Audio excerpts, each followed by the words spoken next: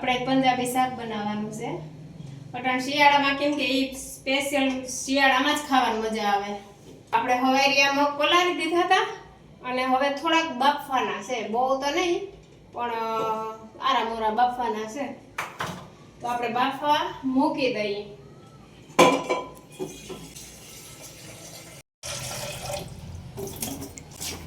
તો હવે આપણે આ મગ બફાઈ જાય ને ત્યાં તો આપણે જે આપણે પંજાબી બનાવવાના લીલોતરી લઈ આવ્યા ને એ બધી આપણે તૈયાર કરી લઈએ આ મગ આદુ ડુંગળી ટમેટા ને ધાણા લીલું લસણ ઘેરે બનાવેલો મસાલો છે ઘેરે બનાવ્યો તજ લવિંગ બાદિયા અને ઓલો મરી શું કહેવાય કારા મરી કોઈ તીખા કીએ એ બધું નાખી અને પછી મિક્સરમાં ભૂકો કરી અને ઓલા સોડિયા જેવા શું હોય એ બધેનો મસાલો કરી મિક્સરમાં અને રાખી દીધો 1 વર્ષ દી થયા છે મારા પાહા પણ હજી બગડ્યો નથી અને આ બગડે નહીં હવે લીલોતરી સુધાર લઈ આ પંજાબી શાકનો જ છે બધું જો પાલકના 2 પણી લીધી આમ પાલક તો વધારે જ જોઈએ જો કે પણ અમે ઘરમાં 3 જ માણસ છીએ તો એટલી પાલક અમને થઈ રહી અને આ છે ધાણા આ છે આદુ અને આ છે ડુંગળી અને હવે આ લહણ ને ડુંગળી મેન જોઈ પંજાબીમાં તો આપણે લહણ ફોલી લઈએ આકડાવાળામાં ચટણી બગડે નહીં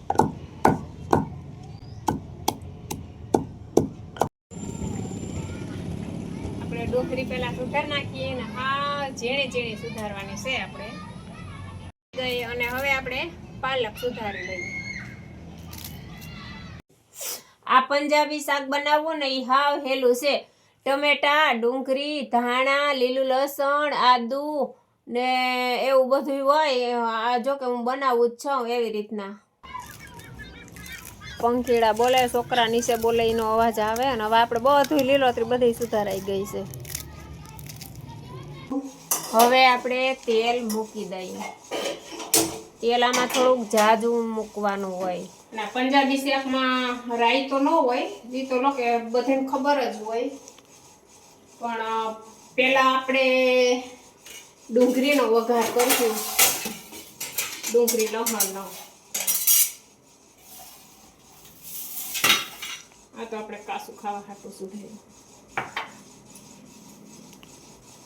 ને આ મગ આપણા બફાઈ ગયા જો આવા બફાના હોય થોડાક આખા દાણા રહેવા જોઈએ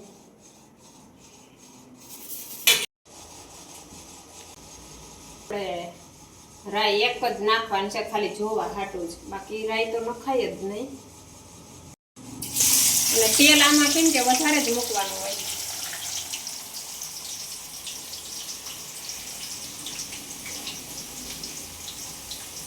હવે બધું જેમ પાકતું જાય ને એમ જ નાખતું જવાનું પેલા ડુંગળીને સેજ લાલ થવા દેવાનું ડુંગળીમાં પાણી છૂટતું પડે ને તે પછી ટમેટા નાખવાના રહે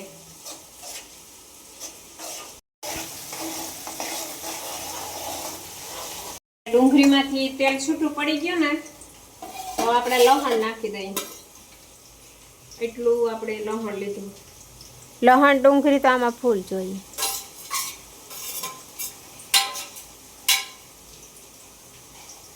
હવે નાખી દઈએ ટમેટા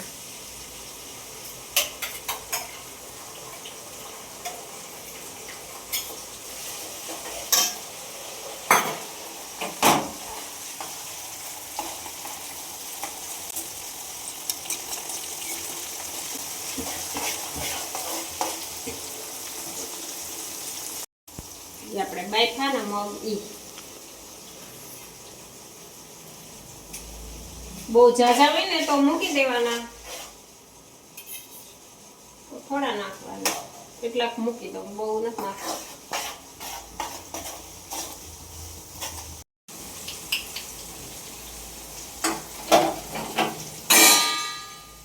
હવે આપણે બધા મસાલા નાખી દેવું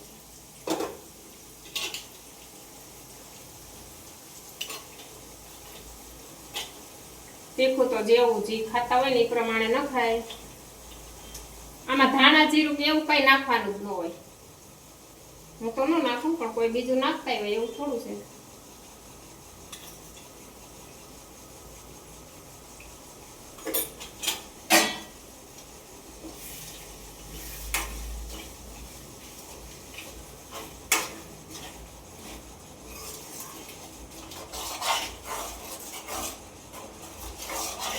હવે આ છે ગરમ મસાલો.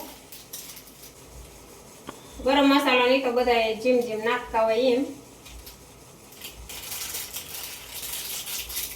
હું તો આમાં પેક કરીને જ રાખું, એટલે છે ને આ એવો મસ્તીનો રહે આમાં પેકિંગ હોય ને.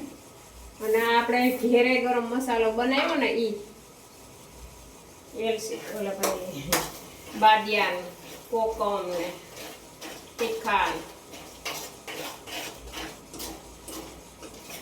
તજ ને એવું બધું આમાં બધું ભેગું કરીને પછી મસાલો મિક્સરમાં બનાવી નાખવાનો. તો આ છે આપણો એ મસાલો. શું કહેવાય, આ મસાલો સ્પેશિયલ પંજાબી શાકનો જ છે.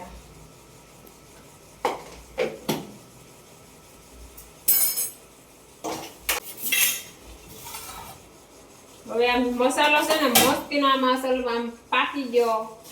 અને હવે આપણે આ પાલક નાખી દઈએ.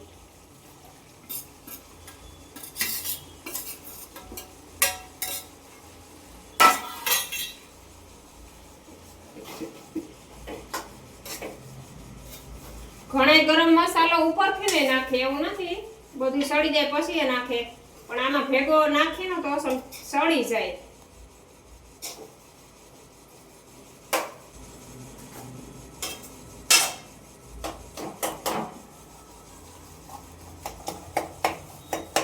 હવે આમાં કેટલું તેલ આપણે મૂક્યું હતું, આમાં દેખાય અટાણે તેલ? ક્યાંય તેલ નથી દેખાતું. જો થોડીક વાર થાય ને સળીએ ને એટલે તેલ ઉપર આવશે. હવે જો આમાંથી તેલ બધું અસલ મસ્તીનો છૂટો પડી ગયો. ખાંડ નાખી દઈએ. તો જેવું જેને ખાંડ તો પછી જેવી જેને નાખતા હોય એ. આ શાક ખાવ હેલું પંજાબી. એકવાર તમે ખાવ ને તો તમે બીજી ત્રીજી વાર બનાવો ફાઇનલ. શાક બને જોરદાર. આપણે આને થોડીક વાર જ પાકવા દેવાનું છે, પછી સડી જશે.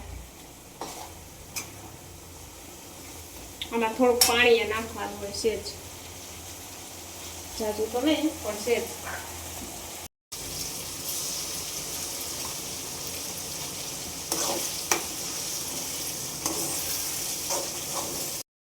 આપણું શાક મસ્ત મજાનું પંજાબી બની ગયું છે. તો હવે આપણે ધાણા નાખી દઈએ.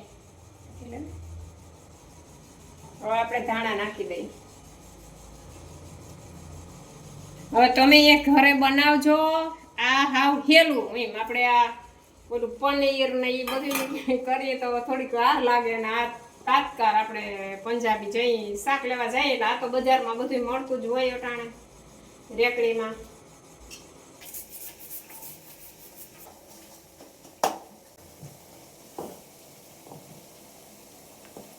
આ છે માખણ.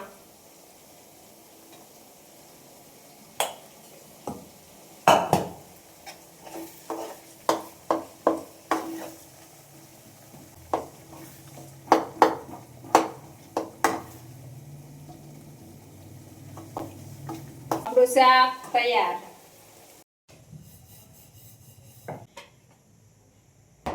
પંજાબી શાક ભેગી રોટલી જ મજા આવે.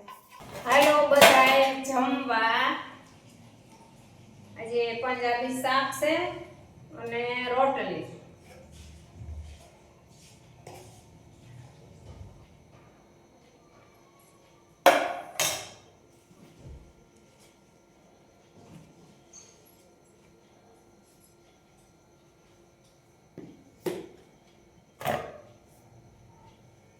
આ છે આપણે બપોરનું છે ને એ ઊંધિયું.